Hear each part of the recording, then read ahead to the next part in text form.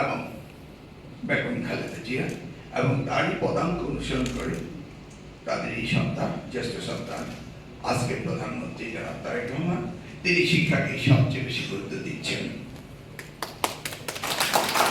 এটা আমার ব্যক্তিগতভাবে সৌভাগ্যের বিষয়। আমি দেশমাতার সাথে এই শিক্ষা নিয়ে কাজ করেছিলাম এবং করার সুযোগ তিনি করে দিয়েছিলেন। আবার আমার দ্বিতীয়বারের মতো আমি ভাগ্যবান মনে করি যে আমাদের বর্তমান প্রধানমন্ত্রী জনাব তারেক রহমান, তিনি শিক্ষাকে সবচেয়ে গুরুত্ব দিয়ে আমাকে এই মন্ত্রণালয়ের দায়িত্ব দিয়েছেন। আরেকটি বিষয় তিনি করেছেন যে পিএমইডি যে আরেকটি মন্ত্রণালয় ছিল সেটিকেও একত্রে তিনি করে দিয়েছেন, কারণ শিক্ষায় সমন্বয় সাধন হওয়া এবং অগ্রগতির পথে যেন কোনো বাধা সৃষ্টি না হয় সেই জন্য এই নতুনভাবে তিনি নতুন পরিকল্পনা নিয়েছেন।